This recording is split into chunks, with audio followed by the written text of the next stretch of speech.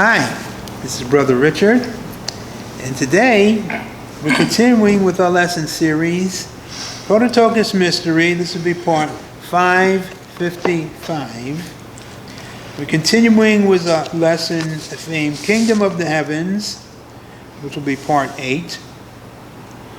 In this context, we're going to continue our discussion of the coming of the gods that will constitute the scripture's reference to seducing spirits and doctrines of devils. Scripture teaches YHVH decreed a commandment forbidding the replication of images of beings who were making contacts with humans during the time of the Old Covenant. Exodus 20, verse 4.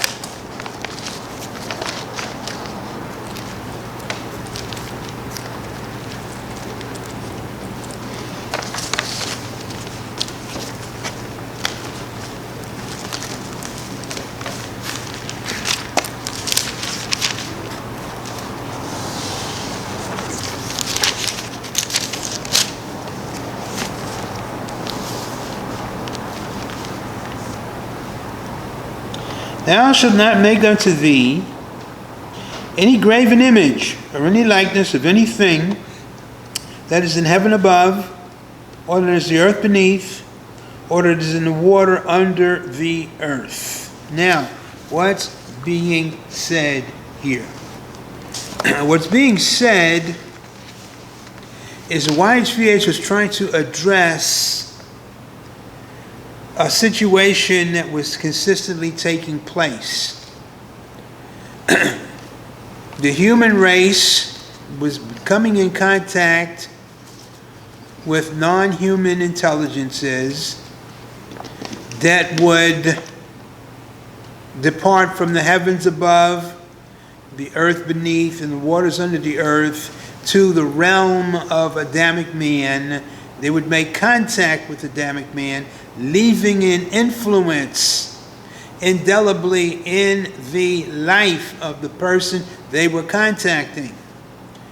In return, the person that was being contacted wanted to preserve the relationship. So they would do so by crafting an image, a replica of the being that they had come in contact with. This was so prevalent that YHVH made a decree, you're not to become involved in that type of activity. He wanted to neutralize the influence that was overtaking the people. This was widespread in Egypt, and it was continuing when the nation left Egypt. We see a wholesale return to wanting to go back to Egypt, to the gods of the Egyptians. So he determined he was going to put a stop to this. He wanted to reserve the worship for himself. That's why he instituted this edict. Now, what was being said, what is being taught basically in organized religion is that people were worshiping inanimate objects that they had crafted.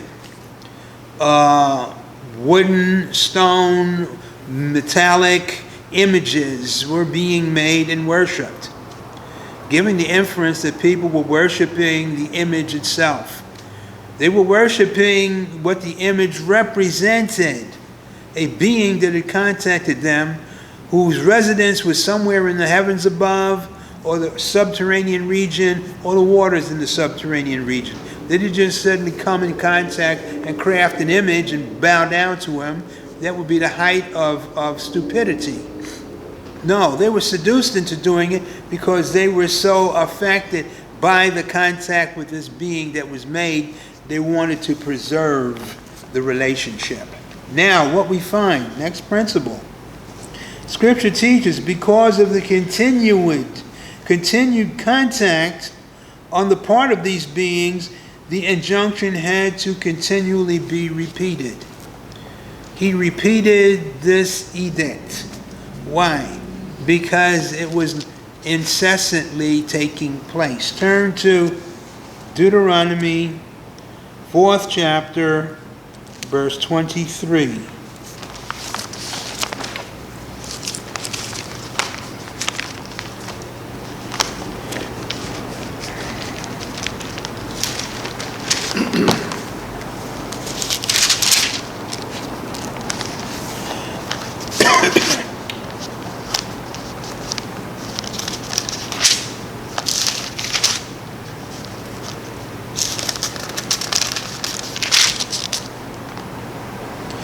Take heed unto yourselves, lest you forget the covenant of the Lord your God, which he made with you, and make you a graven image, or the likeness of anything which the Lord thy God hath forbidden thee. And he gives the list of forbidden images, something that you remembered that contacted you in the heavens, or the subterranean region, or the waters under the subterranean region. This is where they emanated from, and they made a physical contact with you somewhere. He's promulgating this command: you don't construct an image to honor that being, that intelligent, that creature. Again, it's reiterated, Deuteronomy 5th chapter, verse 8.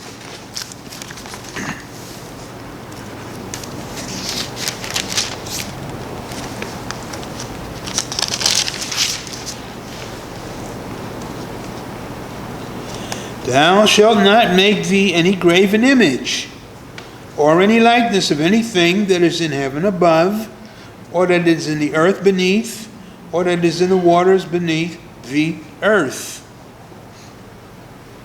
Thou shalt not bow thyself down unto them, nor serve them, for I, the Lord thy God, am a jealous God, visiting the iniquity of the fathers upon the children unto the third and fourth generation of them that hate me. So from Exodus all the way to Deuteronomy, which is from the time they started out of Egypt to the time they get to the promised land, he has to continuously repeat this injunction. Why? Because they were coming under the influence continuously. Which brings us to the next principle. YHVH, Scripture teaches, made a decree for his people not to worship them, nor serve them, nor enter into a covenant relationship with them.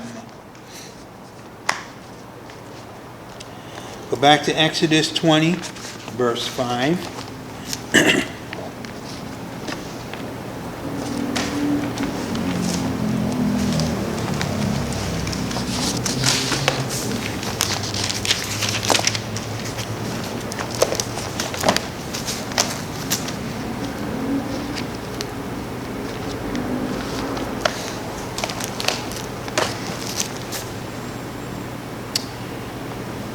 Thou shalt not bow down thyself to them, nor serve them.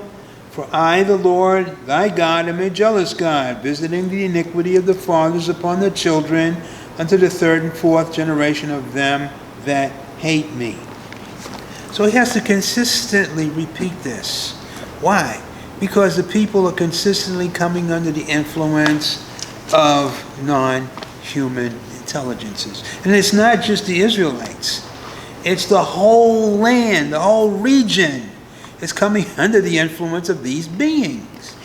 We see this illustrated. Turn to Exodus 23. We're going to read verses 23 to 32. Verses 23 to 32. Exodus 23, 23 to 32. Okay.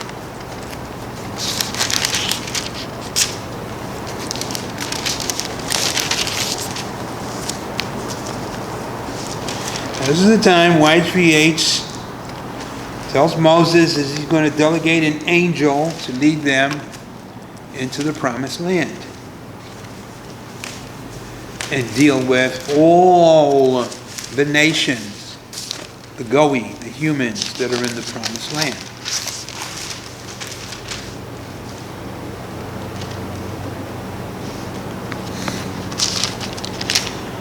For mine angel shall go before thee, and bring thee in unto the Amorites, the Hittites, the Perizzites, the Canaanites, the Hivites, the Jebusites, and I will cut them off.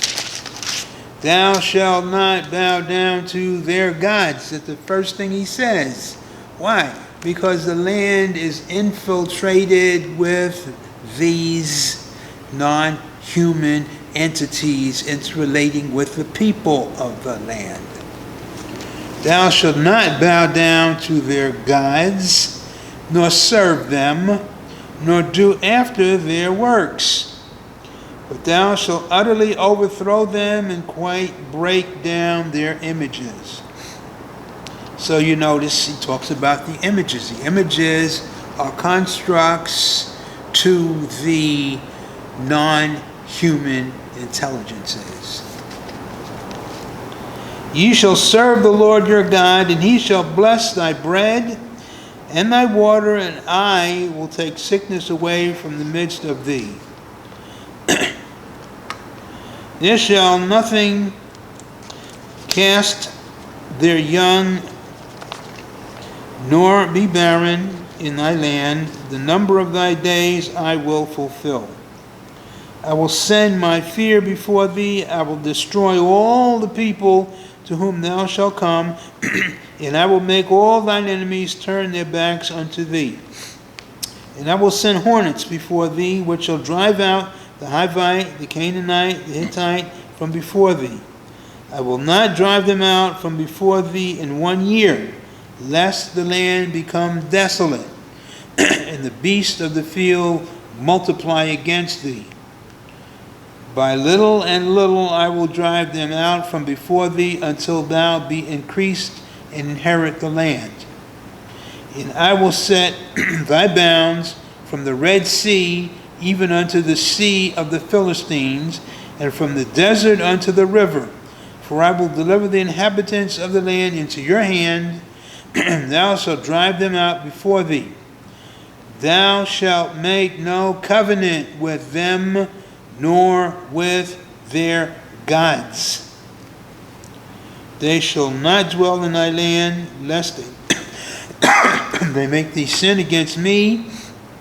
For if thou serve their gods, it shall surely be a snare unto thee. So you have a whole chapter here dealing with the method of dealing with the gods, the intelligences of the nations that the Israelites are going to displace. Now, Scripture describes some of these groups, these guys, what they're like, what they do.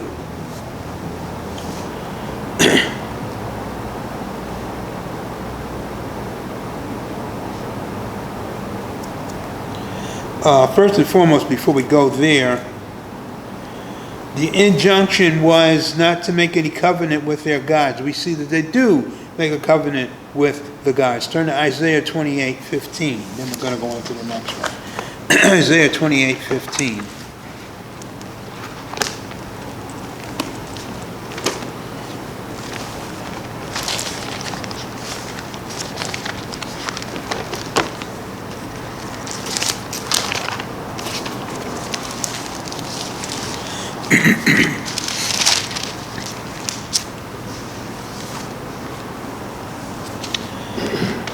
Because ye have said, we have made a covenant with death, and with hell are we at agreement. When the overflowing scourge shall pass through, it shall not come unto us. For we have made lies our refuge, and under falsehood have we hid ourselves. This didn't happen in the old covenant times. This is going to happen to YHVH after the gathering takes place. He's going to gather them back to the land, and they're going to make a covenant with the gods that the Fourth Empire are going to release. Death and hell.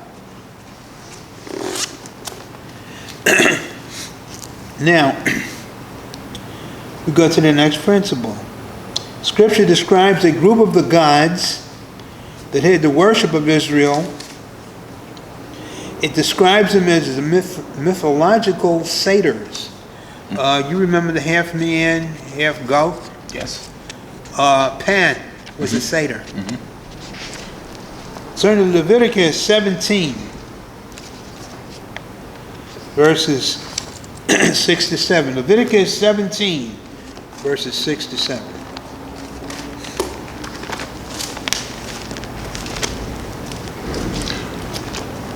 While we're turning, some had goats' heads and some had human heads. The monitor had a bull's head. Which one? Monitor. Oh, Minotaur, yes. Okay. But that was half bull. Half man. Had the body of a man, the head of a bull. The hind quarters of a bull. Head of a man with horns. I understand. Upper top half of the human, and then hind quarters of a bull. No, the other way. Top half of a bull and hind quarters of a man. No, it's the other way. Crete, Cyprus, talks about I fought with the beasts. Oh, yes, at you're right. Ephesus. They were both. Okay. Some had half human Okay. And some had just the head. bodies. Yeah. Right, okay. Okay, we're looking at Leviticus 17.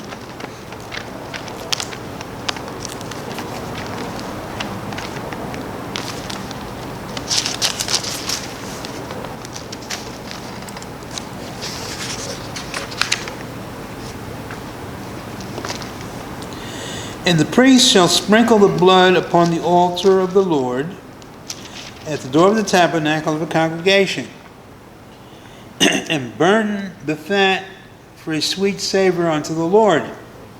And they shall no more offer their sacrifices unto devils. The word devils there comes from a Hebrew term which is basically pronounced satyr, which means satyr. Which means Satan. Satyr. Yeah. So it's okay. I thought you were going to tell us a different Hebrew word. No. No, all right. It's spelt differently, Sure. but it means S-A-T-Y-R. So he's saying, they shall no more offer their sacrifice unto devils, satyrs, after whom they have gone a whoring. This shall be a statute forever unto them throughout their generations. So we see scriptures telling us that these beings were influencing whole millions of people. Sure. They weren't just bowing down to inanimate objects. They were being influenced. Their whole life was formed around doing the doctrines that they had been given. That's why it talks about you won't serve them. Why? Well, because they have a list of things that they will instruct you to do to curry their favor. So I imagine that there would be a whole list of what they call them, chimera, half animal, half human, in various assortments. Yes. You take also into fact that in the Promised Land you had these satyrs that the people of the land were worshiping. You also had the races of the giants. Okay. All of them got chased out.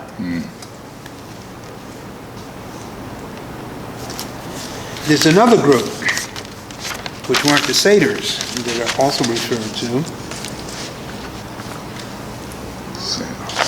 Second Chronicles 11, verses 13 to 15.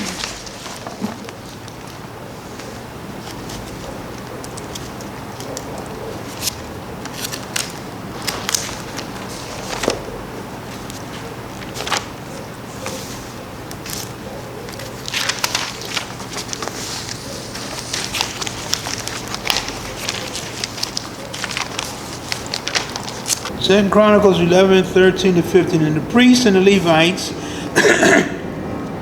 that were in all Israel resorted to him out of all their coasts. For the Levites left their suburbs and their possession and came to Judah and Jerusalem, for Jeroboam and his sons had cast them off from executing the priest's office unto the Lord. So what happened, this is the time of the division, where Jeroboam is leading the 10 tribes. So the priests are being kicked out of there, going back down to Jerusalem. Jeroboam is setting up different worship system. Are the possessions of the Levites their cities in the suburbs? Yeah. Okay. Yeah. And he ordained him priests for the high places, and for the devils, and for the calves which he had made. Now we see two descriptions here. The word devils in this particular capacity is not the same word that means satyr. It means city. City. Where are you reading from, Josie? Your In notes. 2 Chronicles, 11th chapter, verse 13 to 15. Yeah, right there. No, but he's reading from his notes. I'm reading for from your word. word. The word devils there, I'm giving you what the Hebrew term is. It comes from a term How do you spell it? S-E-D, sed, S-E-D. S-E-D, and it means a spirit being, Spirit being. a seducing spirit being. Okay. Of the same flavour as those from 1 Timothy chapter 4, verse 1. Okay. So what you find here, these beings were basically crafted into the court of Jeroboam, who also made golden, well not golden, but crafted, graven images. You see both of them talked about. You ordained him priests, verse 15, for the high places, and for the said, the devils, and for the calves which he had made. So he made the calves as graven images to be worshipped, but the said are beings. They're seducing evil spirits that were also being worshipped. So Jeroboam was forming a religion that was to displace, replace the religion of the worship of YHVH, which he kicked the priests out, and they went south and back to Judah. Now, turn to Psalms 106, verse 36 to 38.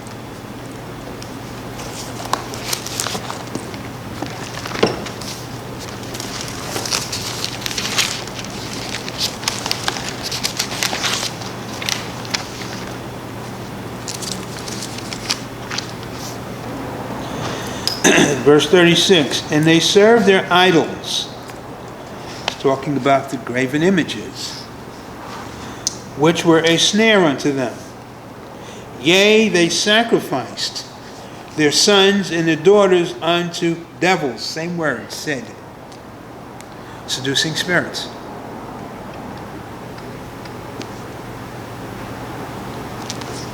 Psalms 106. Yeah. 37 to 38.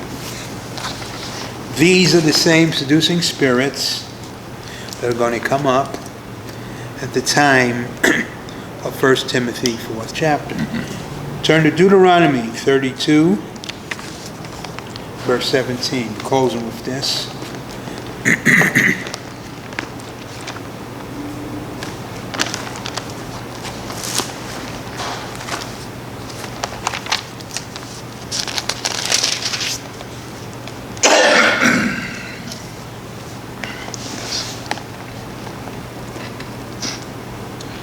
Deuteronomy 32, 17. They sacrificed unto devils, said, seducing evil spirits. Not to God, to gods whom they knew not, to new gods that came newly up, whom your fathers feared not. So these said were around during the ancient times. Some were worshipped, some weren't. They're going to have a group that come up in the future, seducing spirits, doctrines of devils, which the group that comes up are going to be empowered to receive worship from the humans. All this is going to be a repetition of what you've read about in the Old Testament. Why? Because Satan's method doesn't change. He seduces the same way he seduced back then. He's going to imprison the same way he did back then. He's going to steal, kill, and destroy same way that he did back then. Right. Nothing changes. You could not convince today's church that history repeats itself. If you were to say exactly as you said just now, and read the verses, these will be, and then you read 1 Timothy chapter 4, verse 1. They're the same people. Oh, it doesn't mean that. Yeah. Exactly. Our King James Bible instructs us to go beyond the salvation message, beyond the milk we are hearing in our churches, and to learn the doctrine of the kingdom of the heavens. From the time of John the Baptist's imprisonment, Jesus began to proclaim the kingdom of the heavens, and he taught the Apostle Paul for 3 years to prepare us for these end times. Visit our website to learn more about the true history of the creation, the meaning of our Father's master plan and the book of Revelation, the necessity for buying extra oil, Matthew 25 verse 9, what it means to become a mature Christian, the judgment, the beginning of sorrows, the gathering, the rapture, the tribulation, the last coming, and the millennium, what all these events really mean, your eternal position, sonship, and experiences in the Father's kingdom. Learn all these at prototokos.church.